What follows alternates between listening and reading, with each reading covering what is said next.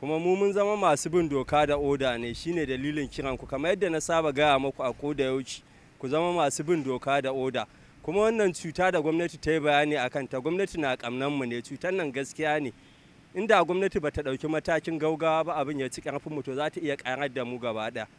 Kowanne ɗayan ku nan matsayin shi na shugaban al'umma na kira shi, ku je ku gaya ma mutanen da ke a ƙarƙashin ku kada su rika zama a haɗe, kuma su zama masu tsaftace kansu. Kuma kamar yadda gwamnati ta ce kowa ya zauna a gida, ku tabbatar kun sanar da su zauna a gida na wannan ɗan lokacin.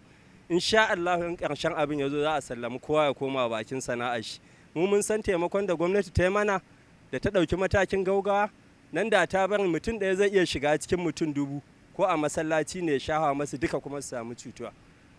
Dan dakatar da sallah da ta yi mun gani a manyan ƙasashen duniya kamar Saudi Arabia an tsaye da sallah, masallacin Annabi an dakatar. Mun gani an shi'a a Iran gaba ɗaya sun dakatar. To wannan ba laifi bane, za mu ci gaba da yin ibadunmu a cikin gida, muna roƙon Allah ya kiyaye mana wannan cuta da ta zo. Kuma muna godiya ga gwamnatin tarayya yadda ta kawo wannan doka cikin gaugawa kafin abin ya cutar da mu. Ku kuma ina so in tabbatar muku da cewa kowa ya je ya kira mutanen da ke ƙarƙashin shi ya zaunar da su kamar yadda kuka zauna a nan, ya masu bayani na gaskiya, kuma ku ci gaba da wayan masu da kai har kullum kamar yadda muke wayan muku da kai akan wannan abin. Yawa, alhamdulillah. Kuma maganan wanke hannu da ake magana, ku ci gaba da yin wanke hannu akai-akai. In ma mutum bai da ikon sayan abun wanke hannu saboda yau da gobe sai Allah, to ko da sabulu da omo ne duk bayan minti 5 minti 10 mutum ya kasance yana wanke hannun shi, kana tsaftace kanka. Kuma da mutanen da ke ƙarƙashin ka kamar yadda aka sanar da ku haka ku tabbatar kun sanar da su a koda yaushe, kuma ku dinga tunatar da su, dan shi dan adam sai da tuni. Kada ku kyala mutum ya tafi ya karya doka. Kun ga duk masu aikin mashina mun sa sun aje sun zauna sun bi doka, wanda dokar nan ya ƙare za mu kira kowa ya ci gaba da aikin shi. Muna fata Allah ya mana maganin wannan masifa, Allah ya kiyaye ƙasar mu Najeriya da duniya baki ɗaya, wanda kuma suka kamu Allah ya ba su lafiya.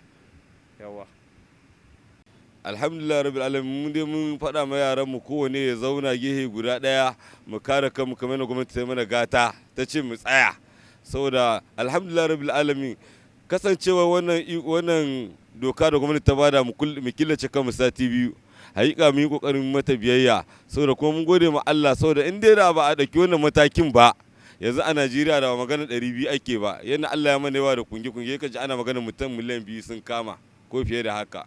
To ubangiji ne muna addu'a Allah ya kawo mana ƙarshen wannan masifa ta coronavirus, kuma Allah ba mu ikon yin hakuri da biyayya. To muna roƙon gwamnati ta duba ta gani. Mu dai shine ubanmu a nan, kuma kamar bayanin da gwamnati ta yi mu killace kawunanmu mun killace, kuma mu muna bin doka da oda. Amma abu ɗaya ne da Allah, kamar yadda gwamnati ta yi mu dai ba mu raina mata ba, ta ɗan tallafa mana game da tallafin da aka ce ta yi ɗin. To tallafi guda ɗaya ne wanda muke nema a game da ita wannan sati 2, saboda gabaki ɗaya mu dai ƙarfinmu ya ƙare. Shi ma Mustapha uban tafiya tun muna zuwa wajen shi mu karɓa abin gabaki ɗaya, shi ma dai gaskiya mun duba mun gani shi ma da gajiya game da wannan tsarin, tunda ba mu kaɗai ake yi wa ba, lokacin gwamnati guda gabaki ɗaya ya yi wa wannan ya yi wa wannan. To ko za ka zo a baka yau ka zo ka karɓa, gobe ka zo ka karɓa, ai da kunya ba sai an gaya maka ba. Shugabanmu Mustapha da yake ba mu tallafi, muna buƙatar gwamnati ma inda shugabanmu yake ba mu tallafi ita ma ta daure ta duba ta tallafa muna a matsayin wannan sati 2 da muka yi a zaune. An ce mu killace kanmu, mun killace kanmu, muna neman alfarma akan wajen gwamnati ta ba mu agaji ko ta sassauta mana wannan dokar. Wannan zaman ya takaita haka. Yawa, daga ƙarshe ina so in sanar da ku a wannan shiya ta mu area command mun samu sabon area commander, kuma gaskiyar magana mutumin nan Dr. Ma'auya Halilu ya zo da niyyar aiki da zumma aiki. Kasancewa ku masu ba gwamnati haɗin kai, za mu ci gaba da ba shi haɗin kai da goyon baya. Dan za ku iya samun wasu bayanai cewa yana tsaurarawa yana abin nan, haka aikin gwamnati yake. Na tabbatar bai kama mutumin da bai yi laifi ba, bai kama mutumin da bai karya doka ba, kuma yana aikin shi yadda ya kamata.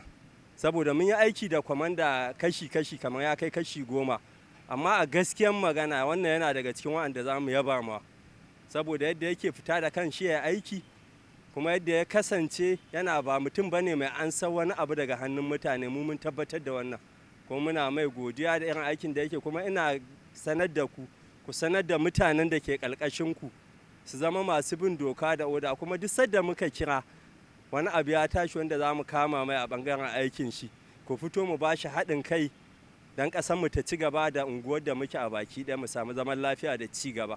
Dama kullum muna addu'a Allah ya kawo mana mutum mai son aiki da ci gaba, kuma Allah ya kawo mana. Abin da ya rage yanzu mu taya shi addu'a kuma mu sa hannu mu taya shi aiki.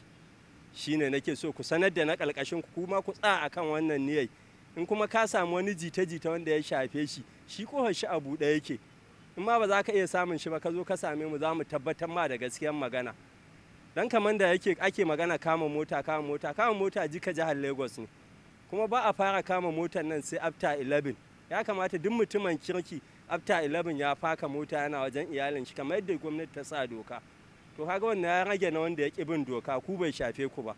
Yau tun da dai mutanenmu da ke aikin mashin masu bin doka ne, kuma lokacin da aka ce su tsaya sun tsaya, muna roƙon Allah ya kai mu ƙarshen wannan abin.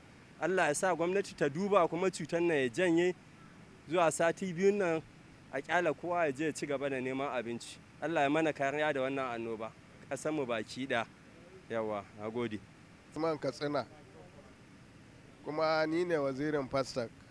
So kaman yadda muka samu kanmu daga cikin wannan alloba, muna da faɗakarwa ga mutane da Allah su bi doka, ya kasance kamar yadda gwamnati take nuna mutane, take koyar da mutane yadda za su bi dokan.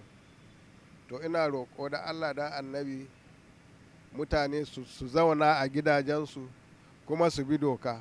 Wannan abu idan Allah ya sa kowa ya haƙuri zai wuce.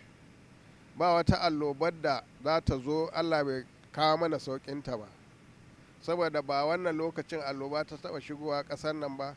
Muka tsaya aka roƙi Allah, Allah ya kawo mana sauƙin. Da ƙarshe ina neman gudunmawa ga malamanmu da suka shagala a cikin wannan al'amuran, su dawo da hankalinsu, a tsaya a roƙi Allah. Allah kawo mana ƙarshen wannan abu, ba surutai waɗanda ba su da kai ba su da gindi ba. Assalamu alaikum.